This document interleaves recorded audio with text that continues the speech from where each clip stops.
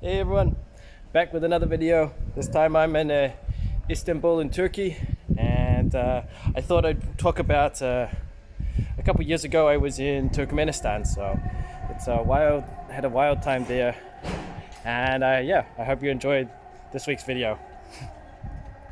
Hello everyone, today's video is about Turkmenistan. It is a very unusual country, lets in almost no tourists. A tourist visa is incredibly difficult to get. However, you can get a transit visa if you're going from Iran to Uzbekistan, which I was. So, of course, to get that, the first thing you need to do is go to the embassy. And so here's the embassy. It is the weirdest embassy I have ever seen. You cannot go in the embassy, you can go to the embassy. You have to knock on that wooden slate, as you can see this guy is doing, and they will open the shutter there, and everything will be through this little hole. So it is quite unusual. Like, you can't go in, you have to just knock. You have to know where it is. There's no signs. Just a security guy at the front was just like pointing to it, and I was like, what? And I'm like, here, knock here, and he's like nodding, and I'm like, okay. Anyway, you have to go through that shutter.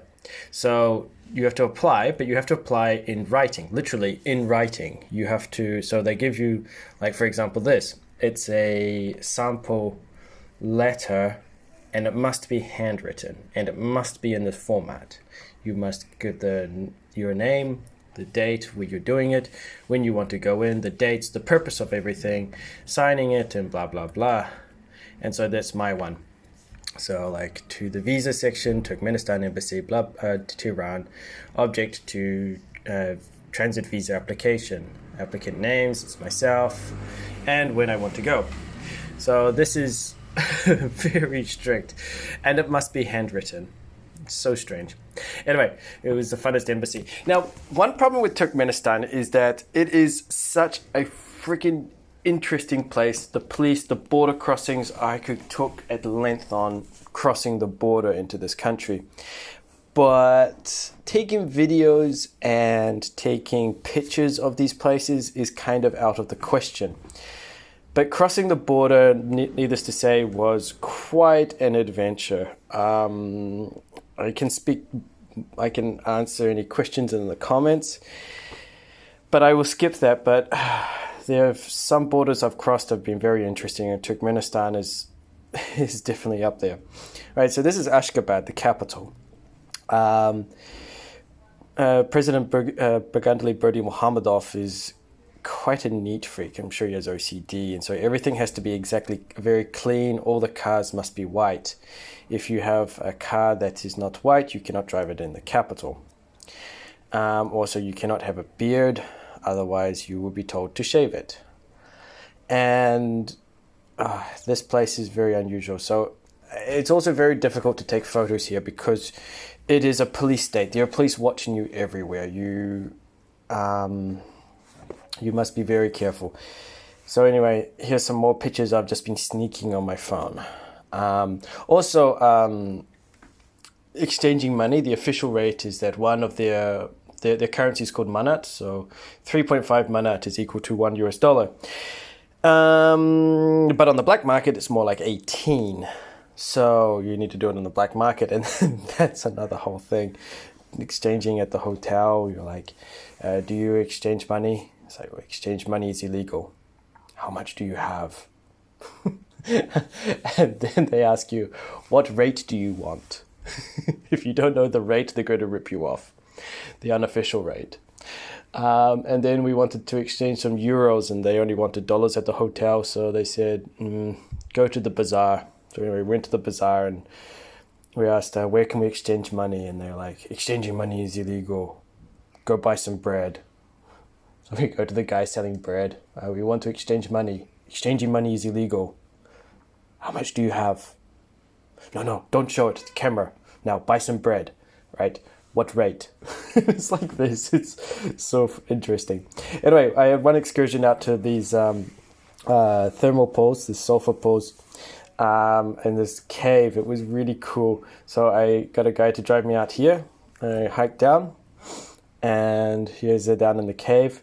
Again, you can't really take many pictures of the cave, but needless to say, it was very interesting, very, very, very exciting.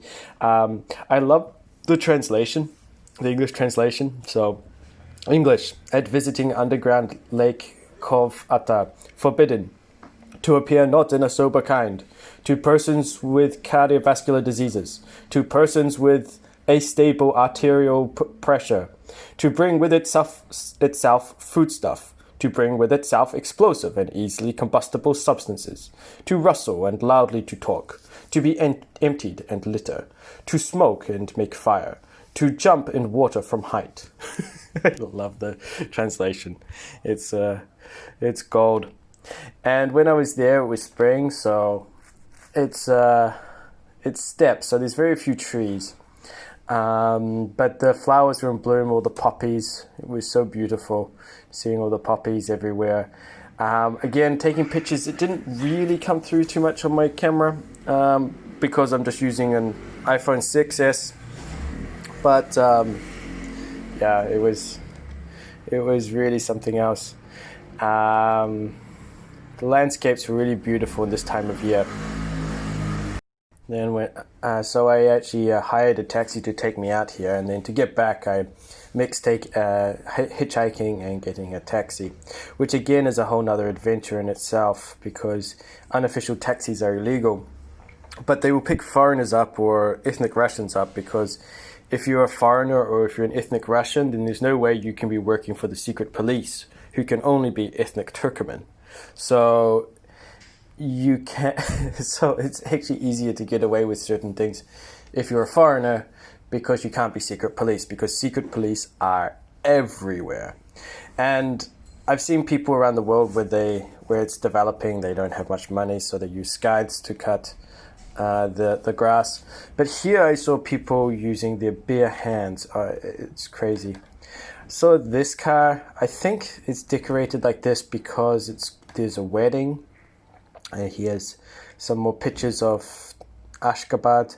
Incredibly clean. I swear that half of the people here that you see in the city are police and the other half are cleaners. Now these pictures may not look much, but I was forced to delete them. On those people you see far in the background are cleaning.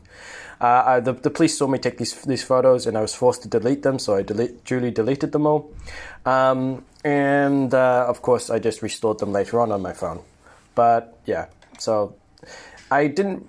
all the women are dressed in their traditional clothing. It's very beautiful, but again, it's very difficult to take photos. So this is one of the very few I have. This is Ashgabat at night. Everything clean and tidy. But remember, this country is incredibly poor, and most people live in abject poverty. There's not enough food in the country, and like now with the coronavirus, with COVID-19, I believe they made it illegal to even say the word coronavirus and COVID-19. It's illegal to even use those words in Turkmenistan. It's a degree of what this country is. But if you get the chance to visit, I highly recommend. Then I went out to Merv. This is an ancient city that was destroyed by the Mongolians. It's a stunning place. And saw some of the ruins, all made of mud bricks, slowly wearing away in time.